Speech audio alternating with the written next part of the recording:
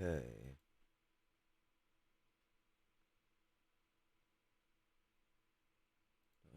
Load the broadcast. Load the broadcast. Load. There we go. Okay, right then. 1 second. It's nice to have a bit of background music.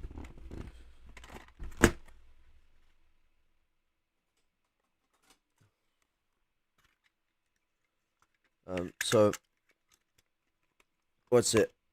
Before I get into this, I would like to apologize to Dark Synovia, MRN, and the rest of the intercommunalist movement. What's it? We had a stream today on anti-fascism, and I ended up passing out due to chronic fatigue. Amidst the stream, during the hours and hours worth of beautiful words that come from Comrade BRB. Um, Anyone and everyone should be watching that stream. It's good stuff. But what's it? Yeah, no. My greatest apologies. I did end up passing out during that. Um,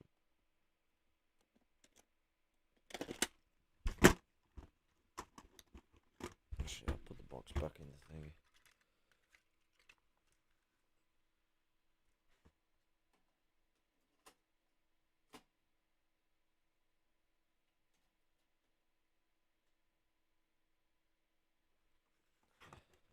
Bit of classical.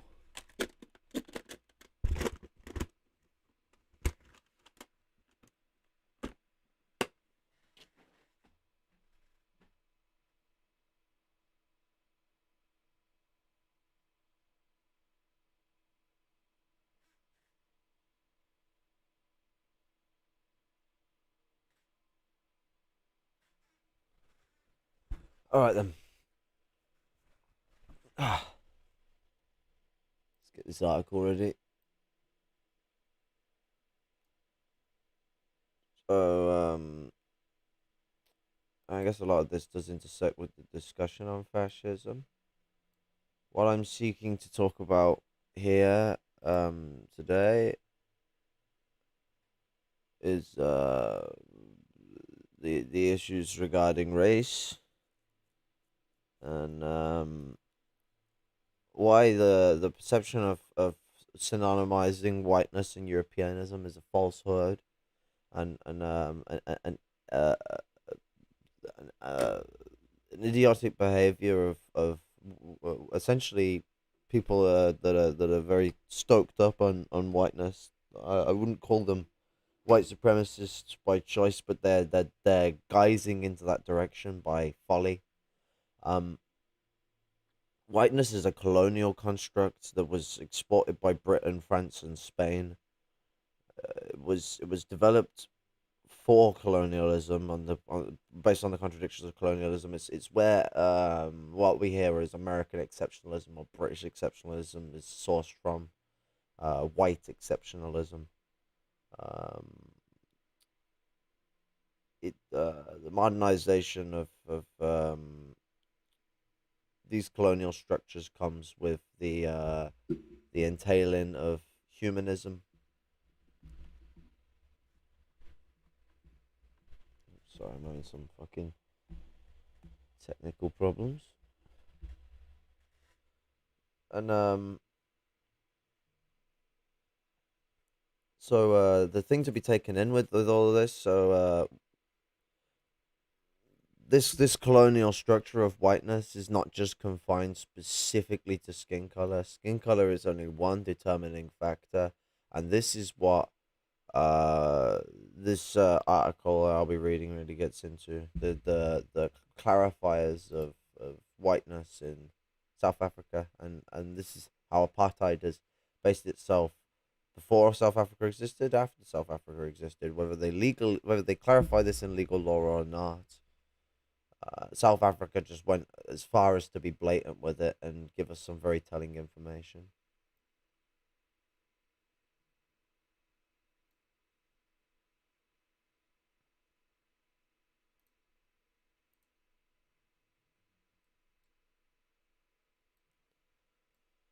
Okay, I can't zoom on this. And it's all grey rather than white on the what? So on the main page, the whole thing is a white background with black text, but in this, I may have to just stream 1 second. Technical difficulties. So hide you. Display capture. Plop. Um, so this is the article, and I actually have zoom control now. My fucking dead old man eyes can fucking read the fucking thing. Um, so racial classification under apartheid.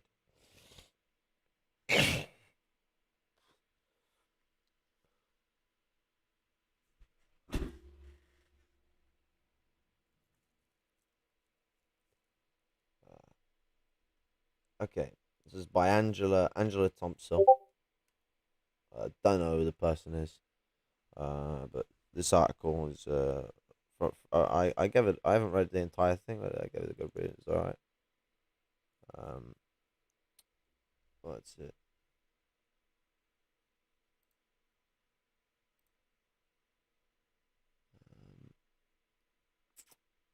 1 second.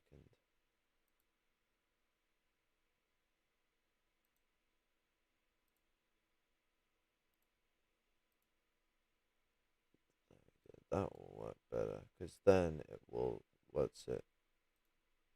Stop. All my notifications just appearing on the fucking screen.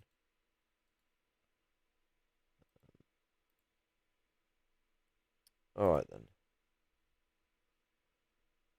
Now I've got it bloody working. Not that anyone wants to watch, but fucking. There we go. Um,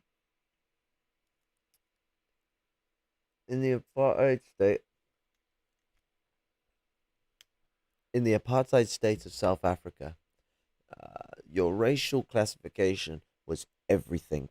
It determined where you could live, who you could marry, the types of jobs you could get, um, and so many other aspects of your life. The whole legal infrastructure of apartheid rested on racial classifications. But the other, but the, but the determination of a person's race often fell to consensus takers and other bureaucrats. The arbitrary ways in which they classified race are astounding, especially when one considers that people who live people's whole lives hinged on the result. Defining race. The 1950 Population Registration Act declared all South Africans to be classified into one of three races: white, native, or colored. Um, the legislators realized that trying to classify people scientifically or by some set of biological standards would never work. So instead, they defined race in terms of two measures: appearance and public perception. According to the law, a person was white if they were, quote, obviously or generally accepted as white, end quote. The definition of native was even more revealing. Quote, a person who is in fact or is generally accepted as a member of any aboriginal race or tribe of Africa, end quote. People who could prove that they were accepted as another race could actually petition to change their racial classification. One day you could be a native, next day colored. This was not about fact, but perception. I, I, it absolutely gets into the line of how whiteism works. I mean, we've seen a lot of this during some of the golden age of America, where the only black people you ever saw in big public perception were those that had been, that were essentially performers in the aristocracy, people who had fucking not had to go through as much struggle as the everyday black man. Um, and even just being a musician wasn't entirely good enough because a lot of musicians who come from the bottom were thrown aside. But that's normally their archetype. They go for these um labor aristocrats, and during the turning point of the last century, through into the 50s, their way of the way of quote unquote representation of African people in America was very much hinge pinned on them being these performers in the labor aristocracy. Um, Perceptions of race. For many people, there was a little question. Sorry, for many people, there was little question of how they would be classified. Their appearance aligned with preconceptions of one race or another.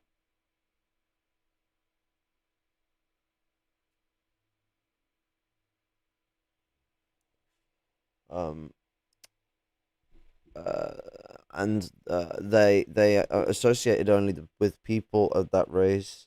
There were other individuals though who did not fit neatly into these categories. Their experiences highlighted the absurd, arbitrary nature of racial classifications.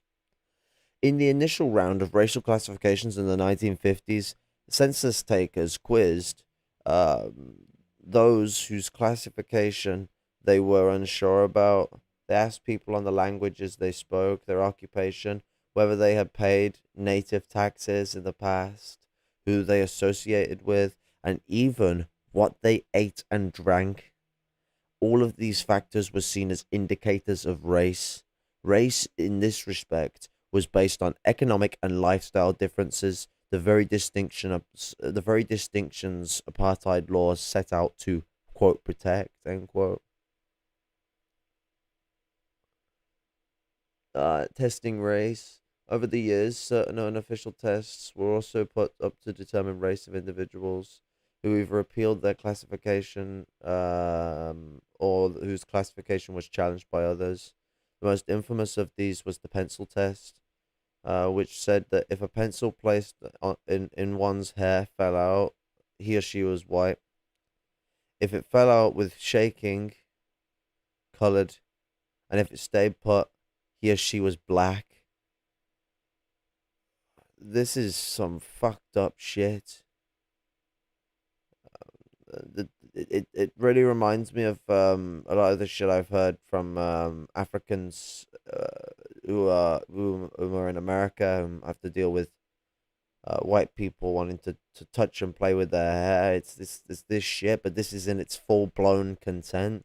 They are judging whether you should be stuck in apartheid based on whether a fucking pencil can stay in your hair. That's their ground basis for whether or not you go in the slums. That's their measure. Um, Individuals could also be subjected to humiliating examinations of the color of their genitals or any other body part that the determining official felt was a clear marker of race. Fuck me. Th- this is this is them fucking playing motherfucker here. Um, you know what what's gonna be any special about genitalia that's gonna like color wise because it's specifically saying color wise or anything else like that. Like what genitalia is genitalia. We're all fucking armed of whatever we have that will be about the same color as the rest of our fucking skin. Um, why would you? The whole point of this is to humiliate, to demean these people, to make them feel unhuman, whilst they're fucking stripped and analyzed like something from a fucking lab. Um, again, though these tests had to be put about sorry, it had to be about appearance and public perceptions, and in the reality, stratified and segregated society of South Africa, appearance determined public perception. The clearest example of this is the sad case of Sandra Lang. Miss Lang was born to white parents, but her appearance resembled that of a light-skinned colored person. After racial classification was challenged at school, she was reclassified as colored and expelled. Her father took a paternity test, and eventually her family got reclassified as white. She was still ostracized by the white community, however, and she ended up marrying a black man. In order to remain with her children, she petitioned to be reclassified again as colored. This is the thing with apartheid. I mean, they didn't even want her in the white community after she'd been reclassified as white. And then the only way that she could fucking remain with her kids and with her family is by reclassifying herself as colored. Otherwise, they'd have been separated again from each other because you can't. You're not allowed to mix. That's off the table. It's apartheid. You're not allowed to mix. Segregation at its highest degree. To this day, over 20 years after the end of apartheid, her brothers refuse to speak to her. And that's the end of the article, I do believe. Um, yeah, so are any of these worth reading? Race is common sense. What's in a name? Well, what's it? This article really entails why I wanted to get out in this. Well, I guess it's not brief, but brief by my standards. Video that this really shows the pseudonomical element that is white to what is whiteness, and what's it, the prevailing issues, um the spawn from the prevailing issues that spawn from whiteness, the contradictions of society, the fact that we can't just equate being European to whiteness. Whiteness is does come from the Europeans, but it's not the foundation of what makes us European.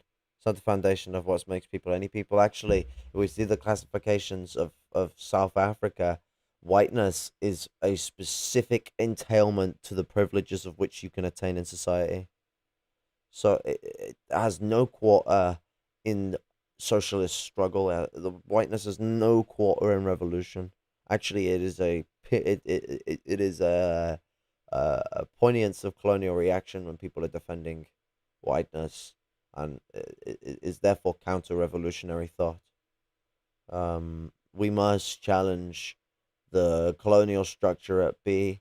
Otherwise, we will fall to the mistake of Marxists in the past, where whilst we deal with white exceptionalism, American exceptionalism, British exceptionalism, etc., we then fail to deal with the humanist elements of our societies, and then they entail into our revolutionary thought and struggle, and has plagued Marxism, Leninism, for example, with a lot of colonial ideals um,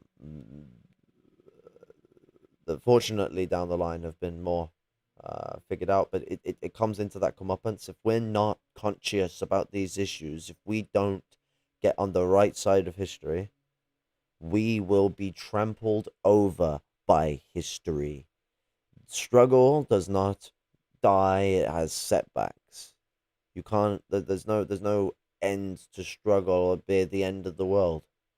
People will always rise up, people will always fight back. If we don't acknowledge history, if we don't acknowledge the contradictions of colonialism, we'll be failed to repeat it. Sorry, will be troubled to repeat it. We'll end up down a darker path, and that's gonna push anyone who's not within the foundation of whiteness completely away from your struggle. It's this kind of shit, this kind of behavior that pushes Africans in the first world and fourth world as a general away from Marxists. They don't want to deal with people who are attached to whiteness. This colonial ideal that has um, been smashed, um, brutalized upon them. They see those that are attached to it as people who are on the slippery slope to white supremacy, and those of which that will trample us over. If we don't deal with whiteness, fucking fourth world isn't going to stand by and be like, oh well, no, they're just mistaken, or they're getting it wrong, or we see where they're getting whiteness and Europeanism confused, pan Europeanism. Um, no, they're gonna turn around and see you as sus, see you as colonially minded, and not want to deal with you. We need to operate on a basis that is most well suited to those of which had the greatest experience to lead revolutionary struggle, and to those of which are the most oppressed demographics within society, which happens to be the fourth world: Africans, natives, third world people in diaspora. Um, this is um the this is paramount to struggle, and it really comes into that very, very important principle when we as Europeans are operating in regards to the struggles of let's say Africans and natives, for example. And one of these, we have two of these. When you're dealing with people who are from an oppressed background, listen twice as much as you speak. That will teach you so much. You will learn so much, because there's only so much that we can add to the conversation that they haven't heard already. Actually, if anything, there's very, very, very, very minute amount that we could add to the conversation that they haven't heard already. But what we can do is step the fuck out the way. Step the fuck out the way and listen and be ready to support them in struggle.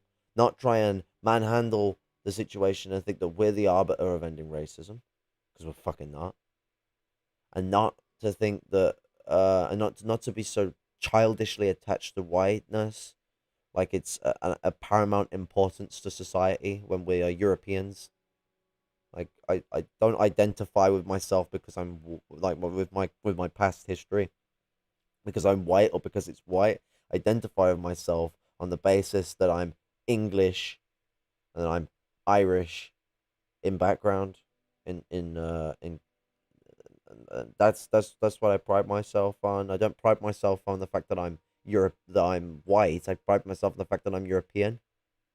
Like any person prides themselves on the fact that they're native, or that they are African, or that they are um Arab, etc., etc. These people, as all people have, a pride for their people. That's why we fight for freedom. That's why we want freedom for the world, because our pride for tribe extends outer to greater internationalism. We want everyone on the globe to have this. But manhandling and trying to be colonial about our response to revolution is not going to cause revolution. It's going to cause everyone to turn away from it. Stepping out of the way, listening, and learning is the only way we're ever going to know what we need to do. It's the only way we're ever going to know what we need to do. Um, Within the first world, within the countries that we hail from, we're still in too much of a privileged position, the majority of our population. Like when we look to the Lumpen isn't majority um, just English, is it? The Lumpen is vastly full of Polish, Lithuanian, Estonian, Bulgarian, Romanian, um Pakistani, Indian, Arab. African people, the more and more and more. I'd be here for ages listening off the demographics that are in the British lumpen proletariat. Um, Only a portion of that is what is white English people. But we go into the labor aristocracy. Fuck me, find white English people left, right, and center. They're all over the fucking place. So we do have to look at the fact that whiteness is very indicative on uh, social prestige, uh, public perceptions based on social prestige and actual appearance. That's the foundation of whiteness, and actually one of the reasons why you see a lot of people in the lumpen proletariat and the lumpen petty bourgeoisie whom have a massive love for Jamaican and African culture and music, um, because of the struggle that's entailed in it. Uh, One of the things that's most entailing about both of these genres is they don't handhold you. They tell you how the world is. They smack it down your fucking throat. Whether you like the fucking style of how it's delivered or not, it's smacking it down your throat. And that's that's what ends up bringing us all together, is that lust for the smack in the throat of anti-colonialism, anti-imperialism, anti-capitalism. It, being against this system and against this society is now it's now more than common sense. Like, I don't like the argument of common sense, but it's not more than common sense. You engage with someone in respect, and you don't think that you're a Marxist, you know it all, and you're going to tell everyone that you've got the way and that there's that and the other. All these poor people, including Europeans, who, because all of these people are um, culturally not in the accepted veil of society, reject society. They reject what is purveyed on them by whiteness because they see it as a threat on um their threat on their existence as a free thinker. They see what happens in the labor aristocracy, and the, the, they find nothing but fear. I mean, the fears you see in the third world of the first world are very similar fears to what you will see crop up amongst the lumpen proletariat of the labor aristocracy. Um, and the correlation here is because the third world positions are coming from what they see of the first world, and what majority of people of the world see is the labor aristocracy. Not because they're choosing to see that, but because that's what that's what we show the most. It's not even like anything about media control. What is viewable the most is the 60 odd percent of the population that are labor aristocrats. Um, and it's one of the things where we got to come to understand why the actions of the labor aristocracy cause these reactions amongst the lumpen proletariat and the third world. And a lot of this is a reaction to the behaviors of whiteism, of whiteness. And it's very bombastic, wanton chauvinism of attacking anyone that slightly shakes up the ground on their prevailing white existence. But I think it's best to end this here. Um, it's unfortunate that we've had no one. Oh, we've already had a dislike. Oh, we've been ratioed, everyone. Oh no. What am I going to do? Oh, funny. And given the fact that people have barely been here, I imagine the person who liked it to dip off and go for a rest. person who fucking disliked it must have been here fucking very briefly, because I've been checking the thing and I've barely seen the counter go up to one, other than in the early stream when I wasn't even fucking getting into the article.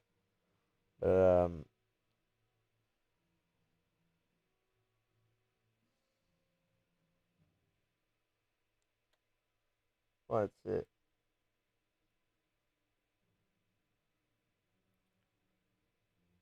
Um, might not be a bad idea to do a bit of do a fucking because my morning's pretty empty now. Because what's up? I got really bad narcoleptic and chronic fatigue issues. Well, chronic fatigue issues that cause narcoleptic style responses. To be specific, I don't know the full ins and outs of these types of things, but um, medicine is not my forte. I just know I'm pretty fucked. I end up passing out during the daytime period like a fucking boss, which means I'm now wide fucking awake. 5:39. Well, actually, 5:39 is the normal time to wake up, but I woke up at 3:30 in the morning and